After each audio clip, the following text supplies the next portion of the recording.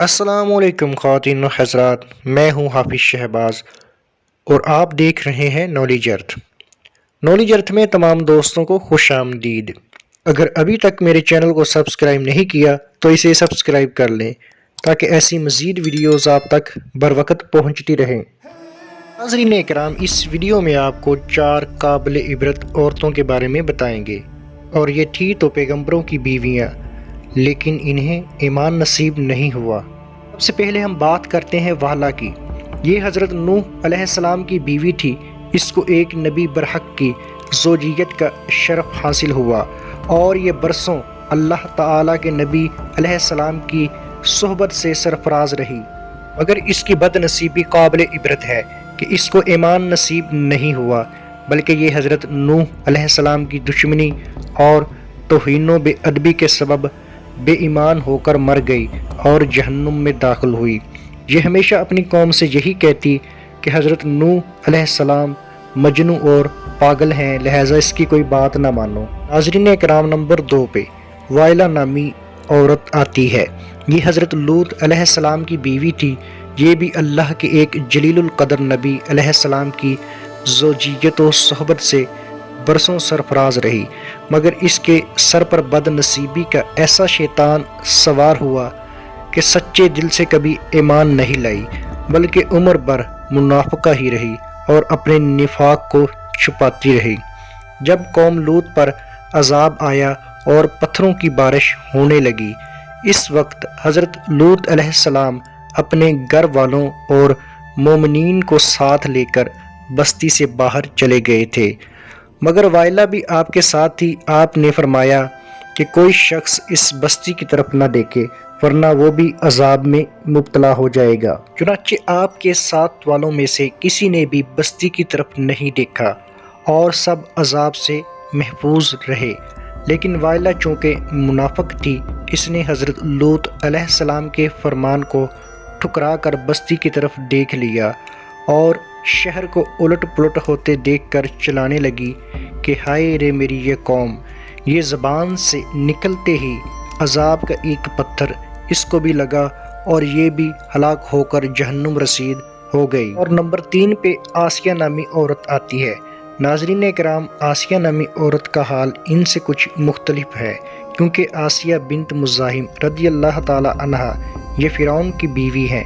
فرعون تو حضرت موسیٰ علیہ السلام کا بدترین دشمن تھا، لیکن حضرت آسیہ رضی اللہ تعالی عنہا نے جب جادوگروں کو حضرت موسیٰ علیہ السلام کے مقابلہ میں مغلوب ہوتے دیکھ لیا تو فوراً ان کے دل میں ایمان کا نور چمک اٹھا اور وہ ایمان لے آئیں۔ جب فرعون کو خبر ہوئی تو اس ظالم نے ان پر بڑے بڑے عذاب کیے۔ بہت زیادہ زد و وقوب کے بعد 4 کھونٹیاں لگا کر حضرت آسیہ رضی اللہ تعالی عنہا کے چاروں ہاتھوں پیروں میں لوہے کی میخیں ٹھونک کر چاروں کھونٹوں میں اس طرح جکڑ دیا کہ وہ ہل بھی نہیں سکتی تھی، اور بھاری پتھر سینہ پر رکھ کر دھوپ کی تپش میں ڈال دیا اور کھانا پینا بھی بند کر دیا۔ لیکن ان مصائب و شداد کے باوجود وہ اپنے ایمان پر قائم و دائم رہی اور فرعون کے کفر سے خدا عز و جل کی پناہ اور جنت کی دعائیں مانگتی رہیں، اور اسی حالت میں ان کا خاتمہ بالخیر ہو گیا اور وہ جنت میں داخل ہو گئی۔ اور ابن کیسان کا قول ہے وہ زندہ ہی اٹھا کر جنت میں پہنچا دی گئی۔ ناظرین کرام، چوتھے نمبر پہ آتا ہے مریم بنت عمران رضی اللہ تعالی عنہا۔ یہ حضرت عیسیٰ علیہ السلام کی والدہ ہے، چونکہ حضرت عیسیٰ علیہ السلام ان کے شکم سے بغیر باپ کے پیدا ہوئے، اس لیے ان کی قوم نے تان اور بدگوئیوں سے ان کو بڑی بڑی ایذائیں پہنچائی، مگر یہ صابر رہ کر اتنے بڑے بڑے مراتب و درجات سے سرفراز ہوئی کہ خداوند قدوس نے قرآن مجید میں ان کی مدح و ثنا کا بار بار خطبہ ارشاد فرمایا۔ ان چاروں عورتوں کے بارے میں قرآن مجید نے سورہ تحریم میں فرمایا، جس کا ترجمہ کچھ یوں ہے: اللہ تعالیٰ کافروں کی مثال دیتا ہے جیسے حضرت نوح علیہ السلام کی عورت واحلہ اور حضرت لوط علیہ السلام کی عورت واعلہ، یہ دونوں ہمارے 2 مقرب بندوں کے نکاح میں تھی، پھر ان دونوں نے ان دونوں سے دغا کیا تو وہ دونوں پیغمبران ان دونوں عورتوں کے کچھ کام نہ آئے، اور ان دونوں عورتوں کے بارے میں خدا کا یہ فرمان ہو گیا کہ تم دونوں جہنمی عورتوں کے ساتھ جہنم میں داخل ہو جاؤ۔ اور اللہ تعالیٰ مسلمانوں کی مثال بیان فرماتا ہے۔ فرعون کی بیوی آسیہ جب انہوں نے عرض کی، اے میرے رب، میرے لیے آپ پاس جنت میں گھر بنا اور مجھے فرعون اور اس کے کام سے نجات دے اور مجھے ظالم لوگوں سے نجات بخش دے۔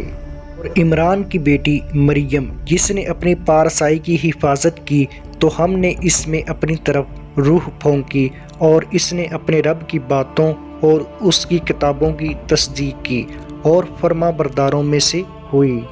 ناظرین کرام، اس واقعہ سے ہمیں یہ درس ملتا ہے، وہلا اور والا دونوں نبی کی بیویاں ہو کر کفر و نفاق میں گرفتار ہو کر جہنم رسید ہوئیں، اور فرعون جیسے بدبخت کافر کی بیوی حضرت آسیہ ایمان کامل کی دولت پا کر جنت میں داخل ہوئی، اور حضرت آسیہ حق ظاہر ہو جانے کے بعد اس طرح ایمان لائی کہ فرعون کے سب آرام و راحت کو ٹھکرا دیا اور بے پناہ تکلیفوں اور ایذاؤں کے باوجود اپنے ایمان پر قائم رہی۔